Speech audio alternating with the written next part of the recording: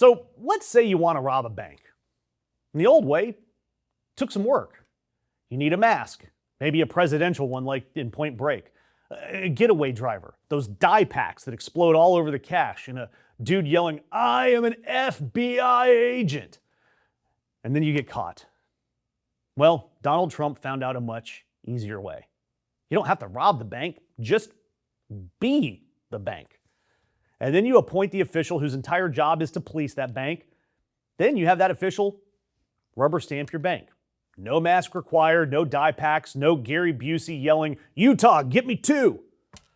Completely legal on paper, and no meatball subs were harmed. And that's basically what's happening right now. The Trump family crypto company, World Liberty Financial, has now applied to become a federally chartered bank. And the federal official who would decide yes or no on that application, Jonathan Gold, the head of an agency called the OCC. And that man was appointed by Donald Trump. So Trump's own company is asking Trump's guy for permission to become a bank. And two former officials from that very agency told reporters that a rejection would be inconceivable. And I did not hear them say never go in against a Sicilian when death is on the line. And look, forget the tokens, forget the coins, forget every cartoon dog and every glossy white paper and those guys in the Lamborghinis telling you, have fun staying poor. And especially ignore that guy in the comments that says he's erased all of his debts. And then all of the 32 comments below that are asking for him to tell us more.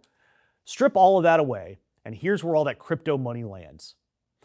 A Trump entity owns 60% of this company, World Liberty Financial, and is entitled to 75% of the revenue. And we reported earlier this month that Reuters did the mathing. Trump family, they've pulled more than $2.3 billion across their crypto ventures since he took office. $2.3 billion. Remember that number. Because over the same stretch, ordinary investors lost about $2.3 billion on Trump crypto. The family made, almost to the dollar, exactly what all of his fans that bought in lost. Trump and his kids didn't have to build a bank. They simply built a machine that quietly vacuums money out of the hands of his supporters and deposited it right in his family's trust. And like I said, the man rubber stamping it, he's been busy. Gold took over the agency and slashed its staff by more than a quarter, with the deepest cuts coming from senior management. You know, the experienced people who actually know what to look for. And then he cut the wait time on these bank charters from as long as 2 years down to a target of 120 days.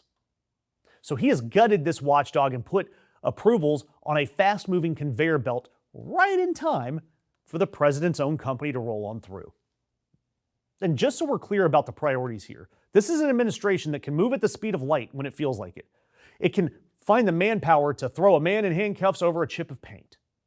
But you build a $500 million foreign-funded bank and point your own hand-picked regulator straight at it, and suddenly the whole system discovers a deep, patient, almost spiritual respect for the process. Funny how that works. You know, the cops are lightning fast for the powerless and stone slow for the powerful. But this whole thing gets even worse when you talk about all the foreign money here.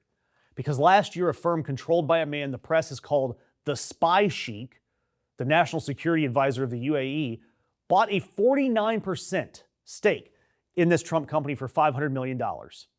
And of that, around $187 million went straight to the Trump family entities right before the inauguration. And then months later, the Trump administration approved exporting advanced computer chips to the UAE. Strange. And these are the same chips that the Biden administration had blocked, specifically because officials were worried that that tech would end up in China's hands. So just keep in mind that a foreign government can wire the Trump family a fortune, and then shortly after, that same foreign government gets the keys to American technology that our own security people had been worried about. You know, we do have senators looking into this. Chris Murphy calling it potentially criminal conduct. Elizabeth Warren calling it corruption, plain and simple. And frankly, that's too polite for what's going on here. And now President Trump is denying that he knew anything about the secret deal. Oh, please. You know, President Trump's own son signed the deal for $500 million.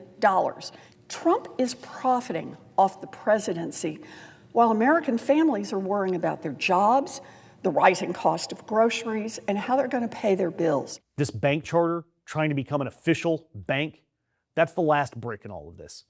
A national charter lets this thing skip right past state regulators. The rules exist to make sure banks actually have the money it claims to have and plug directly into the federal payment system. Yet this is the president's private cash machine, and it is wearing the implicit stamp of the United States government that he runs. And it's being waved through by a regulator that he hired himself. Look, we follow the money, and that's why I'm asking you to hit the notification icon, because right now the money is moving really damn fast, and we are going to keep following it and giving you the information.